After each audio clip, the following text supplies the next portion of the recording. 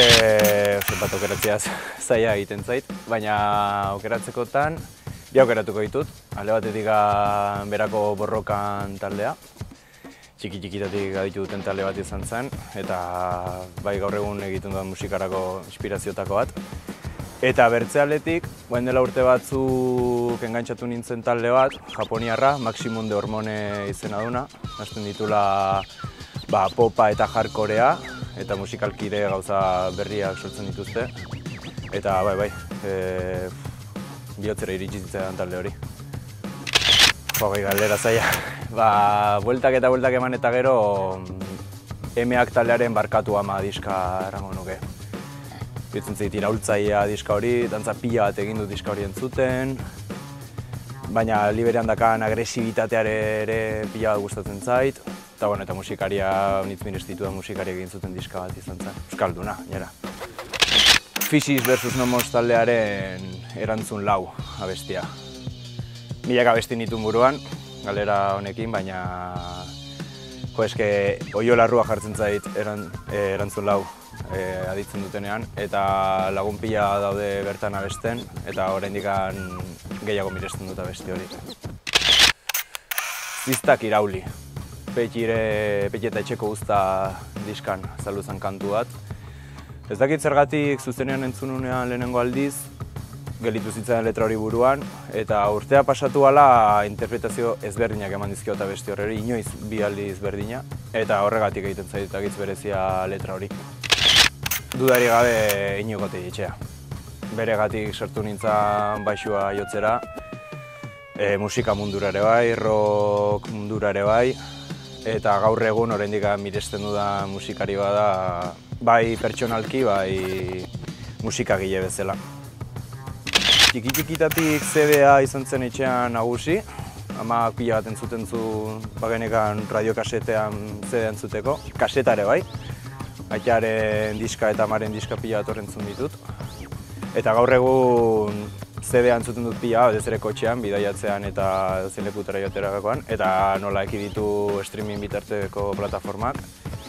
Viniloa agitz gutxi, egiarran, bai aitz tarteka ditzen dutela, lagun ematei hartzen dulako edo etxean horreite jartzen dulako, baina nagusiki CD-an eta streaming bitartez. La Caixita gaztetxea. Bai, leku eta gaztetxo honek daka bai bere giroa, bai bere jendean magia bat, bertze leku batzutan bizituten, beste eskala batzutan, baina bai, La Caixita gaztetxean guen dela urte pare bat gerarekin jo genuen, eta bihotzeraino aietu zitzaigun.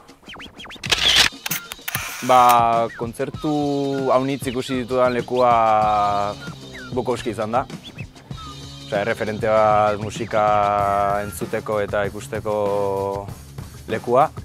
Eta Onjarbiko Silozibenea aretoa.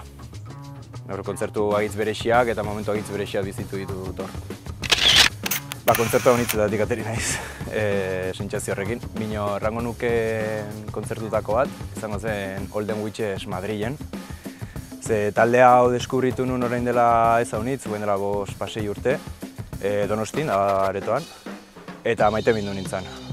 Stoner psikodeliko bat egiten zuten, kontzertu guztia pasatu nula beraiei begira, batez ere bateriari, mustru bat ditzean jotzen, eta Madrilen jo zutenean, bakarrik jo nintzen, eta eman zuten kontzertu bat oso luzea.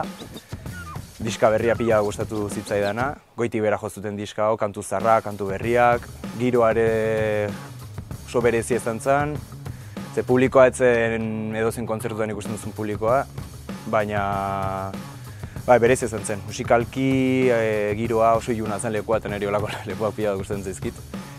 Eta horregatik esango nuke, Olden Witchesen kontzertua izan zela, atera nintzen sentsazio batekin, erraten hau ez dut berriro ikusi naiz, sentsazio honekin gelditu nahi dut.